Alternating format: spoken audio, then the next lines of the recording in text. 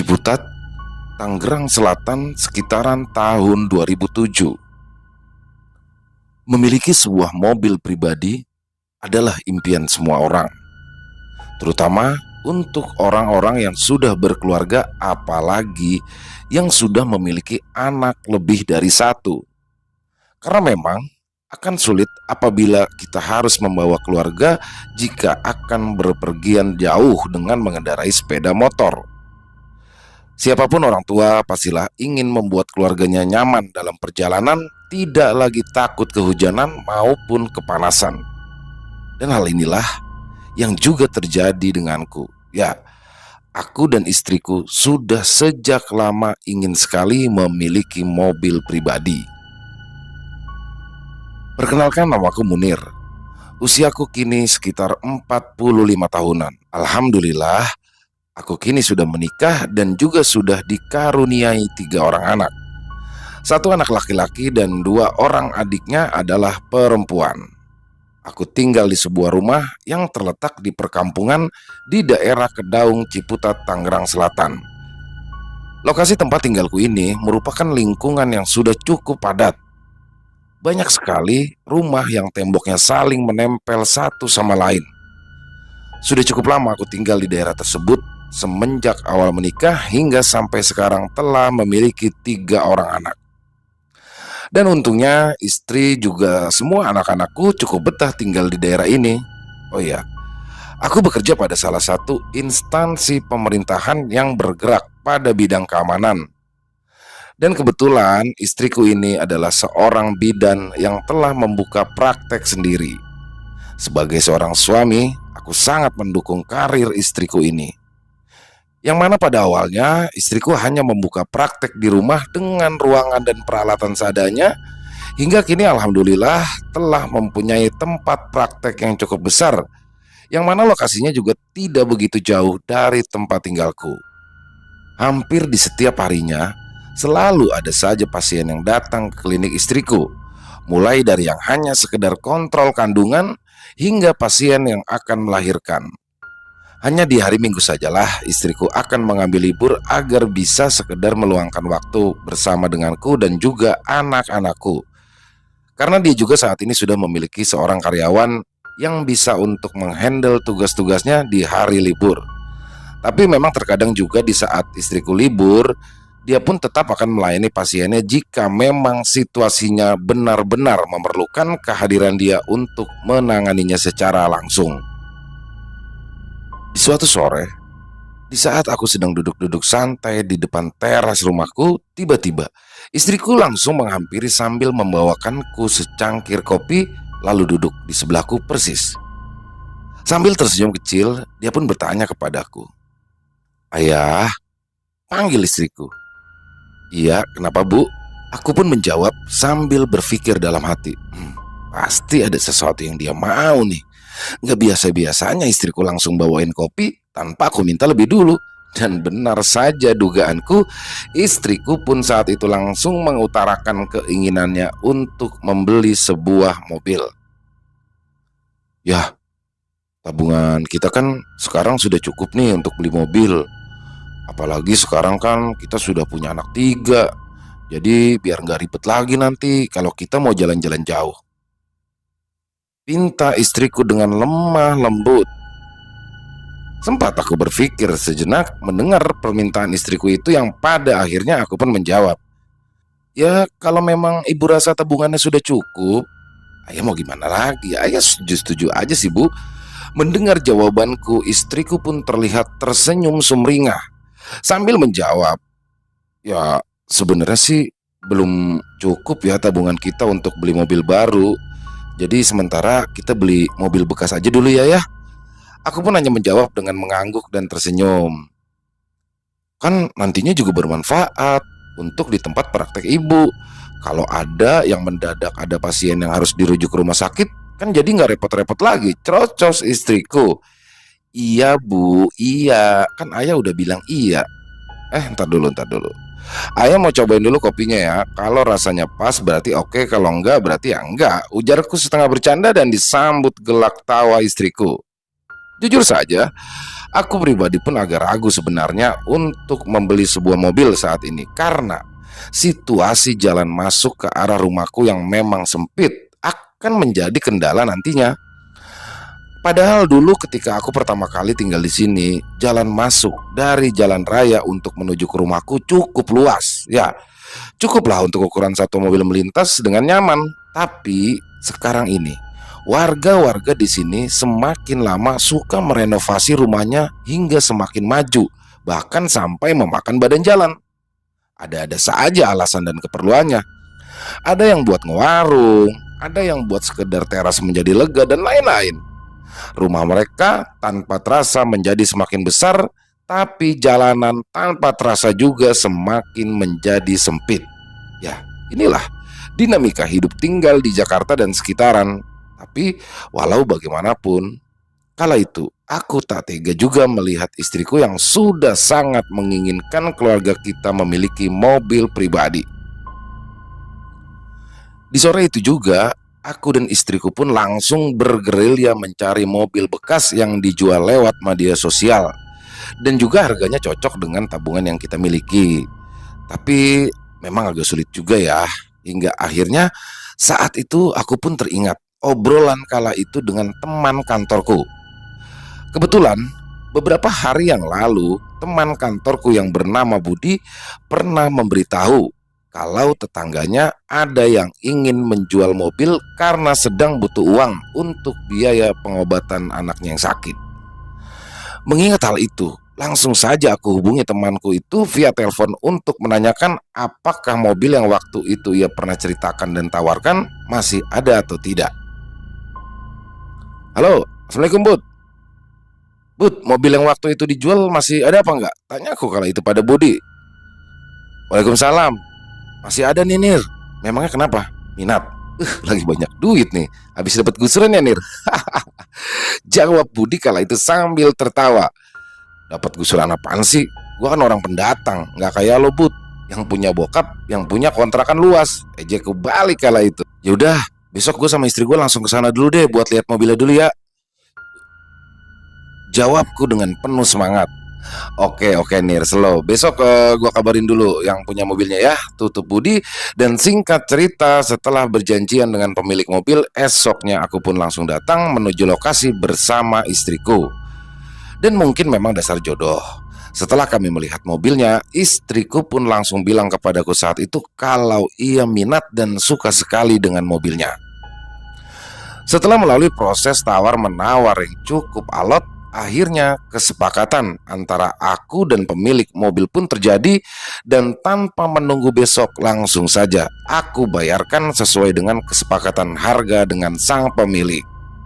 Aku takut jika nantinya mobil ini akan keduluan orang lain. Lagi pula setelah aku periksa, kondisi mobilnya memang masih sangat bagus. Dan setelah melengkapi dokumen-dokumen jual beli, langsung saja ku bawa mobil bekas tapi rasa baru ini pulang ke rumah.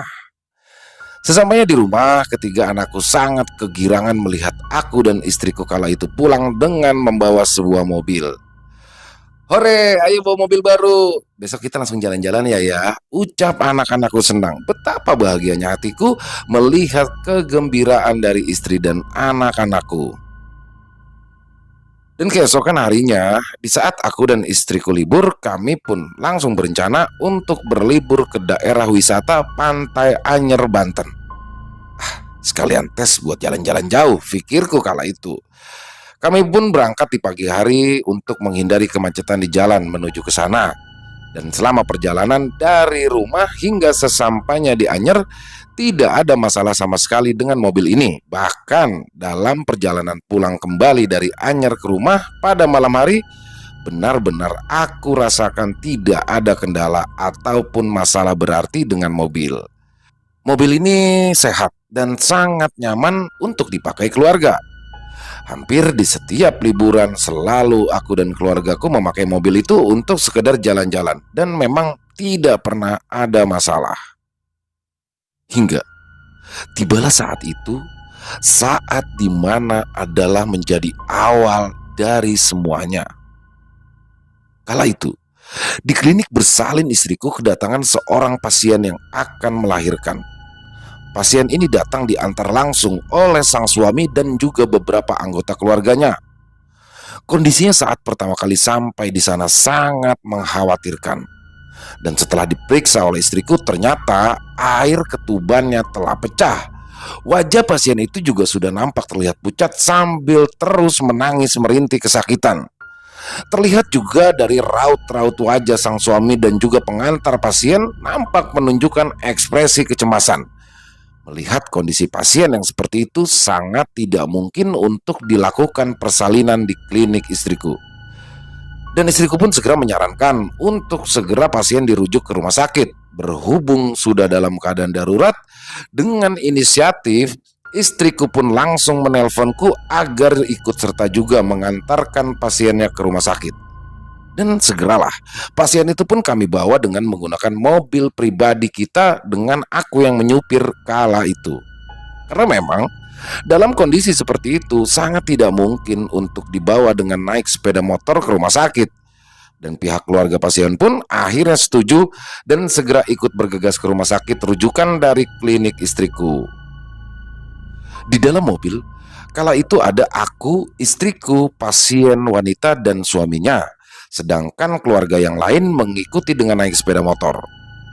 Saat berada di dalam mobil, kala itu mulai terlihat darah yang sudah keluar dari pasien itu yang membuat sang suami pasien menjadi bertambah cemas dan panik. Di sini pun istriku terus berkata agar sang suami tetap membuat istrinya terjaga, jangan sampai sang istri kehilangan kesadaran. Terdengarlah suara sang suami yang terus menguatkan sang istri yang kondisinya sudah terlihat semakin melemah. Mama yang kuat ya. Ada papa di sini. Sebentar lagi kita sampai kok di rumah sakit. Sambil terus menguatkan sang istri, air mata sang suami pun juga mulai terlihat menetes. Mungkin dia tidak tega melihat kondisi sang istri yang seperti itu. Darah pun semakin banyak keluar dari si pasien hingga sampai mengalir di jok mobil, bahkan mulai menggenangi karpet mobil. Suasana kala itu benar-benar panik. Rintihan dari si pasien wanita itu terus saja terdengar sepanjang perjalanan kami menuju rumah sakit. Namun, sesaat kemudian, suasana tiba-tiba berubah menjadi hening. Tidak terdengar lagi suara rintihan si pasien kala itu. Sang suami pun lantas mencoba menggoyang-goyangkan tubuh sang istri seraya memanggil-manggil namanya, berusaha untuk membangunkannya. Mama, bangun ma, bangun. Akan tetapi tak ada respon sama sekali dari sang istri. Lalu dia pun segera mencoba mengecek denyut nadi sang istri. Seketika sang suami pun berteriak histeris sambil memeluk sang istri yang telah terbujur kaku. Ya, sang istri telah pergi meninggalkannya untuk selama-lamanya. Kami pun tetap bergerak cepat untuk menuju ke rumah sakit dan berharap agar pasien wanita ini bisa tertolong. Dan setibanya di rumah sakit, dokter pun segera mengecek kondisi si pasien yang bernama Ibu Ismi ini. Dan setelah dicek kondisi Bu Ismi, benar saja, Bu Ismi dinyatakan oleh dokter telah meninggal dunia saat tadi masih dalam perjalanan menuju ke rumah sakit. Tak bisa kubayangkan perasaan sang suami pasien kala itu. Ya, ini adalah kehamilan pertama dari Bu Ismi. Dari bayi yang sudah dinanti-nantikannya selama 5 tahun mereka menikah, akan tetapi takdir berkata lain. Melihat semua hal itu, tanpa terasa di sini air mataku pun juga ikut menetes. Aku tak sanggup menahan haru ketika melihat sang suami yang kala itu masih meraung-raung memeluk jenazah Bu Ismi. Dan setelah menyelesaikan beberapa administrasi di rumah sakit, aku dan istriku pun akhirnya mohon pamit kepada suami dari Bu Ismi beserta keluarga besarnya. Dan saat perjalanan pulang dari rumah sakit, di sini istriku masih saja menangis. Ya, sepertinya ia merasa gagal akan tugasnya.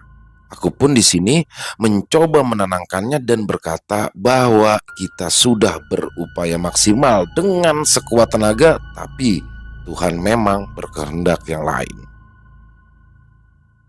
Di keesokan harinya, Pagi-pagi sekali aku segera membersihkan mobilku karena memang masih terdapat genangan darah yang berada di bagian dalam mobil, terutama di bagian jok belakang sampai ke karpet mobil. Aroma anyir darah masih tercium dengan jelas di hidungku saat sedang membersihkan mobil itu. Aku pun awalnya mencoba bersikap biasa saja, walaupun jujur saat itu aku juga merasa agak merinding karena memang aku juga melihat semua kejadian semalam dengan mata kepalaku sendiri. Aku pun merasa jika bau anjir ini seperti tak bisa hilang walaupun sudah kugosok berulang-ulang. Ya, aku pun menyerah dan memutuskan untuk membawa mobil ini ke tempat pencucian mobil agar bisa divakum interiornya. Setelah selesai dibersihkan dan bau anyir kala itu sudah sepertinya jauh berkurang, walau terkadang seperti masih samar-samar tercium. Dan seperti biasanya, mobil itu pun kupindahkan ke lahan kosong yang berada tidak jauh dari rumahku karena memang kebetulan kala itu rumahku belum mempunyai garasi mobil sendiri. Disinilah beberapa kejadian janggal pun dimulai. Beberapa warga sekitar sering melaporkan kepadaku jika mobilku sering sekali menyala sendiri ketika malam hari. Aku pun mencoba menanggapi laporan itu dengan santai. Ah, mungkin ada kucing atau tikus, Pak, jadi alarmnya menyala. Jawabku santai, mencoba membuat semua orang menjadi tenang. Padahal jujur saja, di situ aku pun juga mulai tidak enak perasaanku. Istriku pun juga mendapati banyak keluhan dari beberapa ibu-ibu di sekitaran rumah tentang mobil kami yang tiba-tiba saja suka menyala sendiri di malam hari. Ayah, apa benar mobil kita jadi angker ya setelah kejadian malam itu? Tanya istriku. Apaan sih, Bu? Zaman kayak gini kok masih percaya sama hal-hal begituan? Jawabku cuek sambil menyeruput kopi hitam di depan teras rumah. Banyak ibu-ibu di sini yang komplain ya, terang istriku lagi. Halah, mereka itu cuma ngarang-ngarang, Bu. Bisa saja mereka iri karena melihat kita mampu membeli mobil, ujarku ketus. Apa kita jual saja dulu ya mobilnya? Nantinya kita beli mobil yang lain lagi. Gimana ya? Rengek istriku lagi. Ibu, kalau kita jual mobil itu, belum tentu nantinya kita bisa dapat mobil yang bagus dan murah lagi seperti mobil kita sekarang. Sudahlah, Bu, Ibu tenang saja. Ayah jamin semuanya akan baik-baik saja ya. Di sini istriku hanya diam kala itu. Tampak jelas raut takut dan kecewa bercampur di wajahnya kala itu. Di keesokan harinya, aku akan bersiap-siap untuk berangkat dinas sore. Ya, aku ada 2 shift kerja pagi dan sore, di mana jika masuk pagi maka jam kerjaku adalah dari jam 6 pagi sampai dengan jam 2 siang. Dan apabila shift sore maka jam kerjaku dari jam 2 siang sampai dengan jam 10 malam. Dan sialnya, di sore itu sepeda motorku mengalami mogok. Berkali-kali ku coba untuk menghidupkannya, tetap juga tak bisa. Sampai-sampai baju seragamku pun basah kuyup bermanikan keringat. Akhirnya di sini aku menyerah. Dan akhirnya aku pun memutuskan untuk berangkat kerja dengan mengendarai mobilku. Setelah berpamitan kepada istriku dan izin untuk berangkat kerja dengan membawa mobil, aku pun segera berangkat karena memang gara-gara motorku mogok, aku sudah hampir telat masuk kerja. Di saat perjalanan berangkat kerja dari rumah sampai ke kantor, tidak ada sedikit pun kendala. Semuanya lancar terkendali sampai aku tiba di kantor dan beraktivitas kerja seperti biasanya. Selesai jam kerja pada jam 10 malam, seperti biasanya juga sebelum pulang kala itu, aku pun bersantai sejenak bersama kawanku Budi. Di sini, aku pun mulai bercerita kepada Budi tentang semua kejadian beberapa hari ke belakang. Mulai dari kejadian pasien istriku yang meninggal di dalam mobil dalam perjalanan dari klinik ke rumah sakit sampai dengan laporan dari beberapa warga sekitar rumahku tentang mobilku yang suka menyala dengan sendirinya di malam hari. Wah, kalau saran gua mah ya, mending lu jual aja nih mobil lu, ujar Budi kala itu. Lu maput, Sama aja lu kayak bini gue ngomongnya, bantahku. Nir, gue ngomong serius nih ya. Itu mobil kan mobil keluarga, Nir. Gue takut kalau nantinya ada kejadian apa-apa sama keluarga lu, ujar Budi lagi. Dan di sini jujur, aku pun mulai agak goyah di antara tetap mempertahankan atau harus menjual mobilku. Kan susah juga buat jualnya. Kalau nanti yang beli tahu kalau mobil itu bekas ada yang meninggal di dalamnya, harganya bisa jatuh, Bud, ujarku. Dan di sini Budi terlihat tersenyum jahat.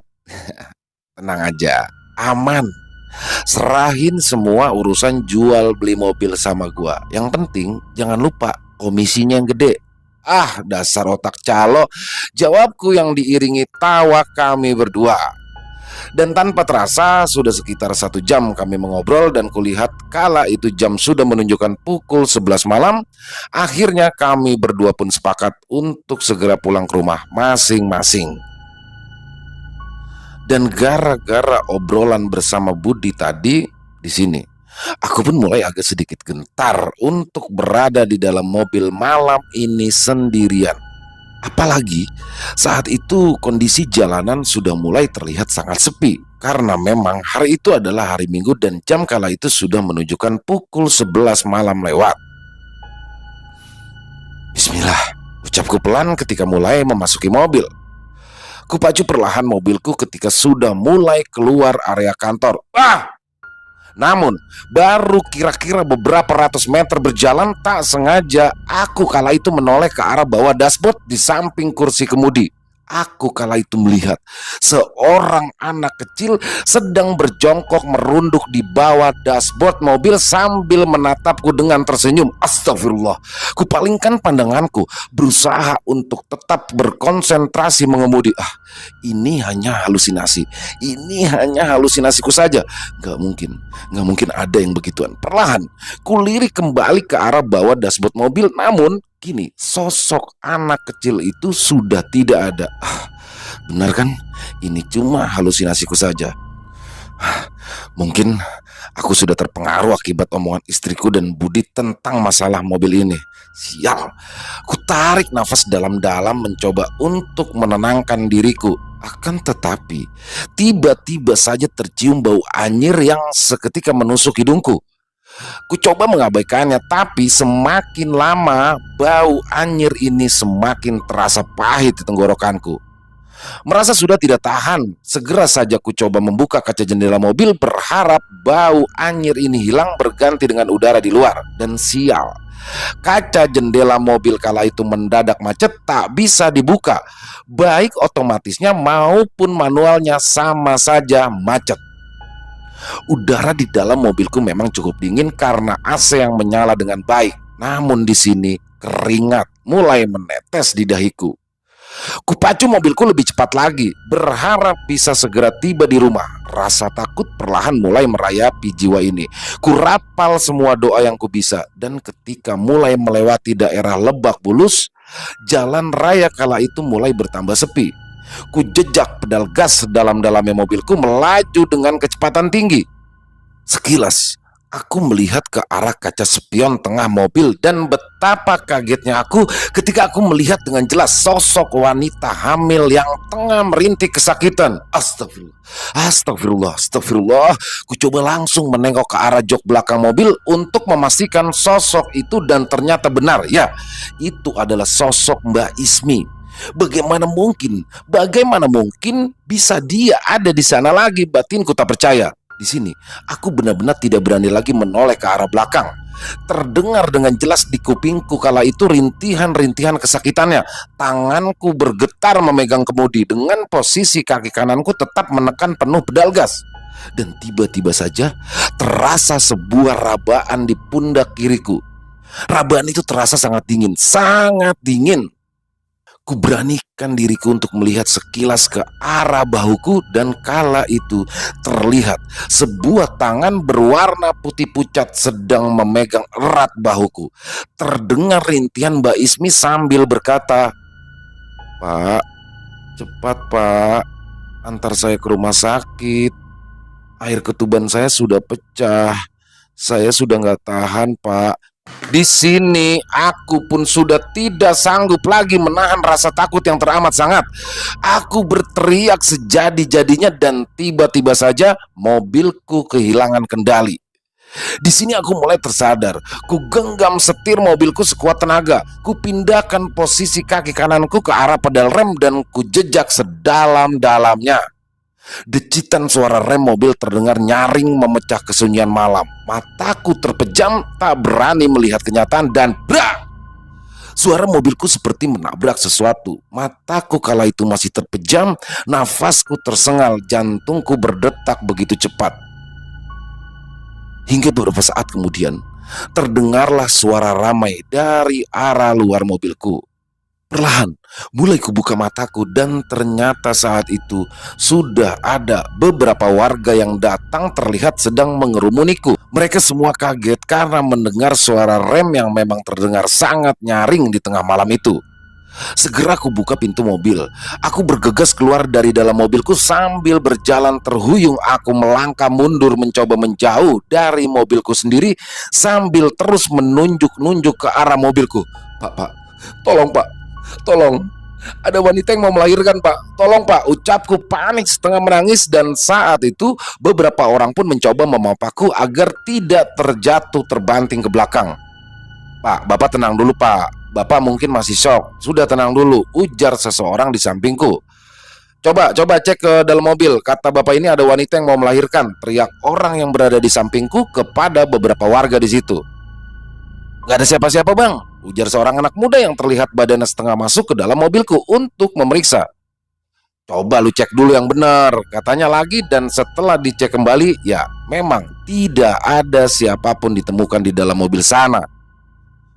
Udah, kita ke warung situ dulu aja, biar bapak ini tenang dulu ya. Biar mobil sementara dipinggirin dulu sama teman saya, ujar orang di sampingku yang sepertinya dia adalah orang yang dituakan di tongkrongan sini.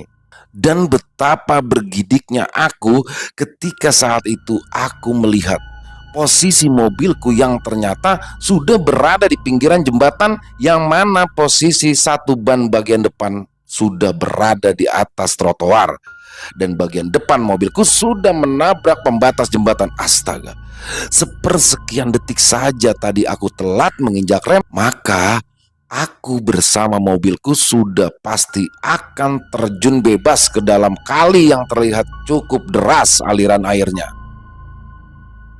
Dan setelah tiba di warung yang terletak tidak jauh dari jembatan, aku pun kala itu langsung diberikan segelas teh manis hangat.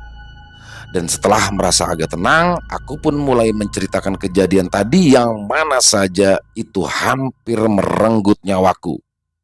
Di sini Pak Sobri, ya Pak Sobri adalah nama orang yang tadi memapaku, menjelaskan jika memang tadi dari arah kejauhan dia sudah melihat mobilku berjalan ugal-ugalan dengan kecepatan yang tinggi. Saat itu dia pikir mungkin pengemudinya dalam keadaan mabuk, tapi ternyata bukan.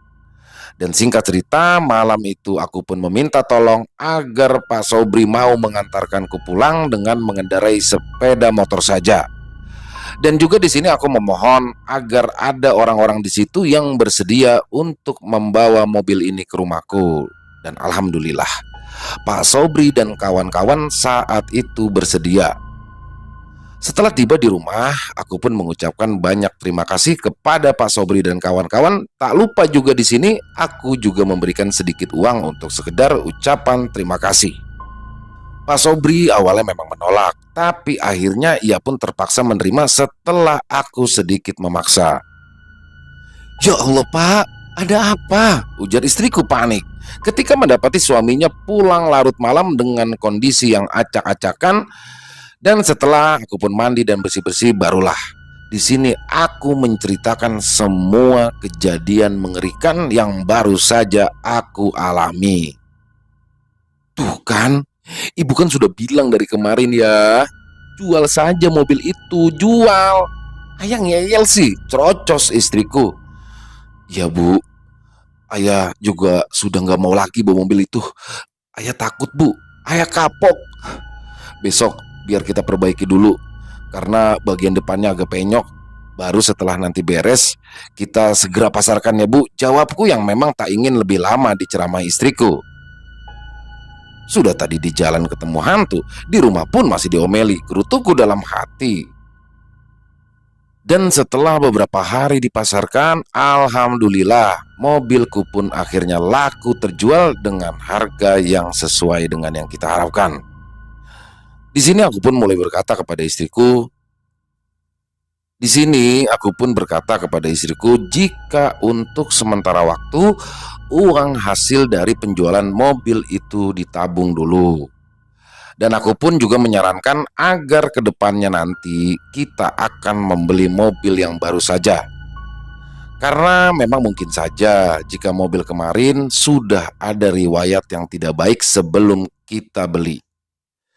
Di sini pun saya sangat meyakini jika Bu Ismi yang sudah meninggal dunia di dalam mobil saat akan melahirkan anak pertamanya itu tidaklah mungkin menjadi arwah gentayangan. Jadi memang sosok yang menyerupai Bu Ismi itu adalah sosok jin pengganggu yang berniat mencelakai manusia. Karena menurutku dari yang aku pelajari, seorang wanita yang meninggal dalam proses melahirkan, maka dia adalah termasuk golongan yang mati syahid. Jadi insya Allah Bu Ismi pun sudah tenang berada di alam sana.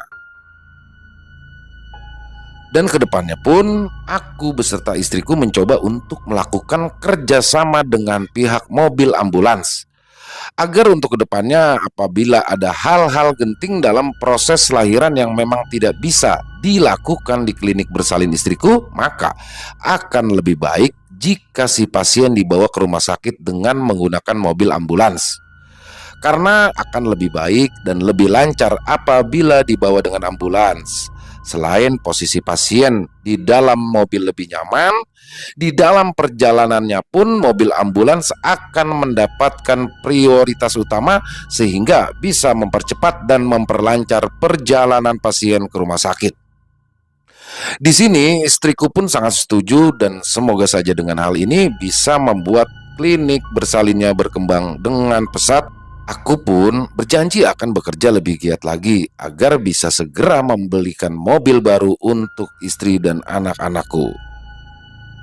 Beberapa waktu kemudian, aku pun mendapatkan telepon dari orang yang telah membeli mobil dariku beberapa waktu yang lalu. Assalamualaikum. Halo Pak Munir. Saya Sabur yang waktu itu beli mobil sama Pak Munir, ujar orang di seberang telepon sana. Waalaikumsalam. Oh iya Pak Sabur, gimana? Aman kan mobilnya? Masih enak ya? Jawabku santai.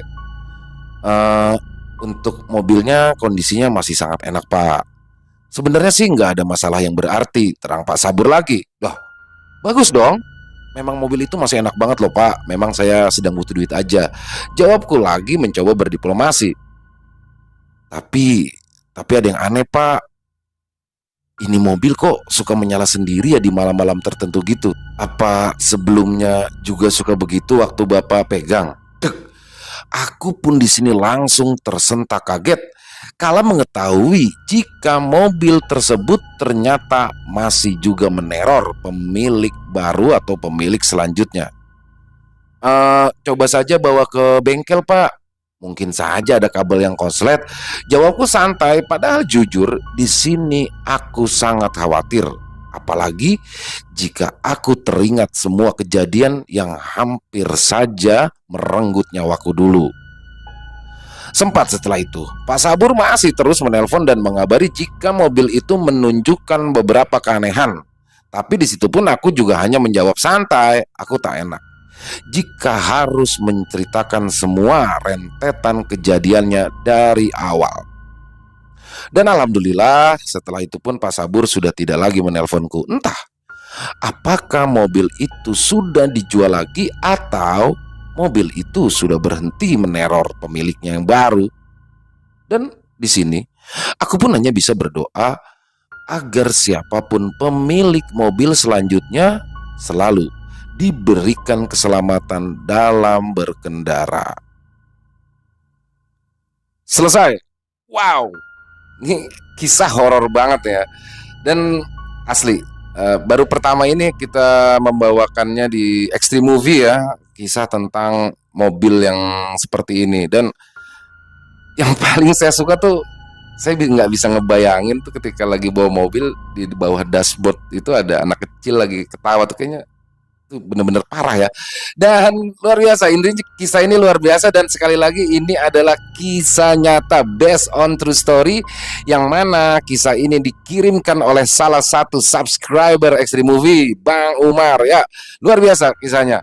Jadi ini pengalaman pribadi ya, memang. Jadi pengalaman pribadi dari temannya Bang Umar ya, bukan Bang Umarnya. Luar biasa, terima kasih Bang Umar. Kisahnya ini keren banget, makanya kenapa langsung kita garap, dan asli keren, horornya dapat banget. Dan semoga semua teman-teman terhibur ya, khususnya para penikmat pecinta horor. Dan sekali lagi ini adalah kisah nyata ya, based on true story. Dan semoga banyak hikmah yang bisa kita ambil dari kisah ini. Terutama saya suka tuh kata-katanya Pak Munir ya, ketika dia bilang bahwa jadi nggak mungkin lah ya, nggak mungkin hantu itu adalah sosok Bu Ismi itu hanya jin yang menyerupai Bu Ismi, jadi jin jahat ya. Karena tidak mungkin seorang yang meninggal dalam proses melahirkan itu akan menjadi hantu. Karena saya setuju, karena itu adalah mati syahid. Karena perjuangan seorang wanita, perjuangan seorang ibu sungguh luar biasa dalam melahirkan anak. Jadi mari kita doakan yang terbaik untuk Bu Ismi agar ditempatkan di tempat yang terbaik.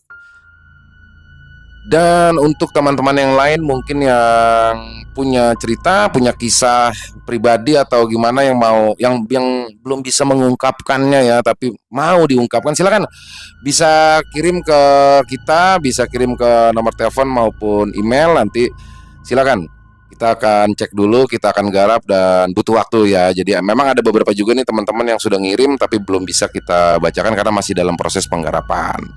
Dan silakan yang punya komentar lain bisa tulis di kolom komentar atau hanya sekedar saling menyapa. Insya Allah kami akan membalasnya satu persatu. Dan buat yang suka dengan videonya, yuk diklik tombol jempol, tombol like-nya.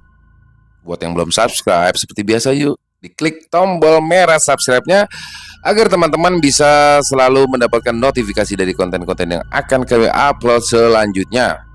Oh iya, untuk nomor teleponnya bisa kirim via WA atau Telegram, silakan 0878 4509 4752. Kami ulangi 0878 4509 4752. Atau bisa juga dikirimkan melalui email di lelakisejati x3mmovies@gmail.com. Bebas, mau WA, Telegram, mau email, bebas. Nanti insya Allah kami akan pelajari dulu dan insya Allah bisa kami bawakan. Sekali lagi terima kasih buat Bang Umar atas kisah yang sudah diberikan. Dan di akhir kata, saya Ilo memohon maaf apabila dalam pembawaan kisahnya tadi ada kesalahan dalam berkata-kata. Saya mohon maaf karena memang manusia adalah tempat salah dan dosa.